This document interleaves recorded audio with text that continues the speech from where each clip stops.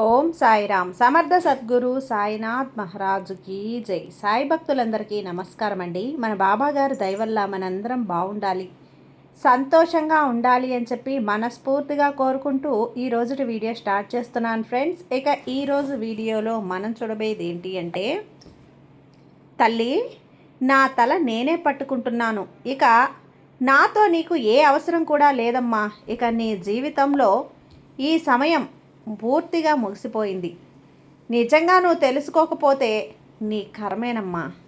నీ బాబా నేను చెప్పేటువంటి ఈ విషయాన్ని నువ్వు రాత్రిలోగా తెలుసుకోలేదు అంటే నువ్వు చాలా కష్టాలు అనుభవించాల్సి వస్తుంది బిడ్డ అంటూ బాబాగారు మన కోసం తీసుకొచ్చిన ఈ సందేశాన్ని వినే ముందుగా మన ఛానల్ని ఫస్ట్ టైం చూస్తున్నట్లయితే ప్లీజ్ సబ్స్క్రైబ్ చేసుకోండి ఫ్రెండ్స్. వీడియో నచ్చితే కనుక లైక్ చేసి సపోర్ట్ చేయండి. ఇక వీడియోలోకి వెళ్ళబోయే ముందుగా ఒక్కసారి, ఎక్కడెక్కడో మీరు జ్యోతిష్యం చెప్పించుకొని తృప్తి చెందకుండా, మనశ్శాంతి అనేది లేకుండా, మీ సమస్య అనేది ప్రాబ్లంకి ఆ సొల్యూషన్ అనేది దొరక్క మీరు అసంతృప్తిగా బాధపడుతూ ఉన్నట్లయితే ఒక్కసారి మనకు బాగా తెలిసినటువంటి గురువుగారు శ్రీ షిరిడి సాయిబాబా ఆశీస్సులతో జ్యోతిష్యం చెప్తున్నారు గురూజీ సుబ్రహ్మణ్యం రాజు గారు. Contact number 9908224144. ఈ గురువుగారు నెంబర్ 1 వశీకరణ స్పెషలిస్ట్. మీ యొక్క ప్రతి సమస్యకి కూడా పరిష్కారం అనేది చూపిస్తారు. అన్ని విషయాలను కూడా ఫోన్లో స్వయంగా గురువుగారే మాట్లాడతారు.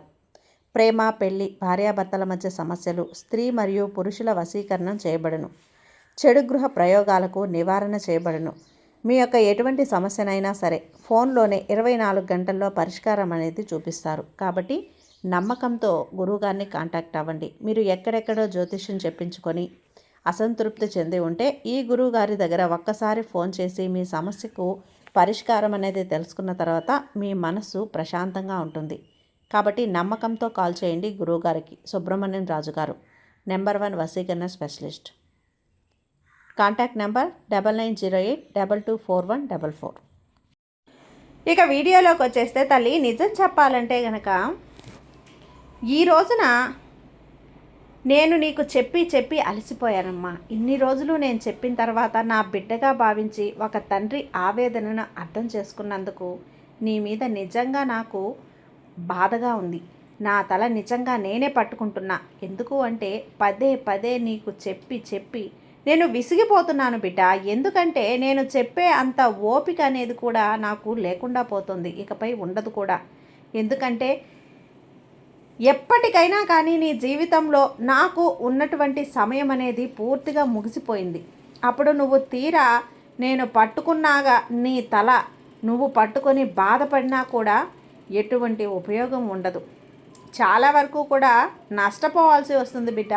ఎప్పుడైనా కానీ ఈ జీవితం చాలా చిన్నది, ఏది కూడా శాశ్వతం అయితే కాదు. నీ జీవితంలో నువ్వు ఏదైనా కానీ ఇష్టంగా, ప్రేమగా, సంతోషకంగా చూసుకోవాల్సింది నిన్ను నువ్వు మాత్రమే. దానిని మించి ఇక నీకు ఏది కూడా అవసరం లేదు. ఎందుకు ఈ మాట చెప్తున్నాను అంటే, నువ్వు నీ గురించి తప్ప ఇక మిగతా అన్ని విషయాల మీద కూడా శ్రద్ధను చూపిస్తున్నావు. నీ ఆరోగ్యంపై, అందరి ఆరోగ్యాల గురించి నువ్వు శ్రద్ధ చూపిస్తున్నావు. నీ బాగోగులు తప్ప అందరి బాగోగులు సమయానికి చూస్తూ ఉన్నావు. అందరివి చూసుకో, తప్పులేదు బిడ్డ. కానీ నిన్ను నువ్వు ఎందుకు ఇలా కుదించి వేసుకుంటున్నావు, నిర్లక్ష్యం చేసుకుంటున్నావు? ఎందుకు ఇంత మనసుని చిత్రవద చేసుకుని బాధపడుతున్నావు? ఎందుకు నిన్ను పట్టించుకోని వారి గురించి ఆలోచనలతో నీ యొక్క సమయాన్ని వృధా చేసుకుంటున్నావు? ఏది ఏదైనప్పటికీ కూడా ఇది నీ వారి గురించి ఆలోచించుకునే ఆలోచన అయినప్పటికీ కూడా ముమ్మాటికి అది తప్పేనమ్మా. ఎందుకు ఇన్నిసార్లు తప్పు అని చెప్తున్నాను అంటే, మనసు ఒక తెల్లటి కాగితంలాగా ఉంచుకున్న వ్యక్తి, ఎప్పుడూ కూడా మనసుని ప్రశాంతంగా ఉంచుకొని వ్యక్తి తన ముఖం మీద ప్రకాశవంతంగా మెరిసిపోతూ ఉంటుంది. తన పెదవుల మీద చిరునవ్వు అనేది అలా నిలిచిపోతూ ఉంటుంది. తను చేసే పనులలో విజయాన్ని సాధిస్తూ ఉంటారు. ఈ జీవితంలో తను సాధించాలి అనుకున్న పనుల గురించి శ్రద్ధ పెట్టే వ్యక్తి ఎదుటివారి గురించి ఆలోచనలతోటి మనసుని పాడు చేసుకోరు.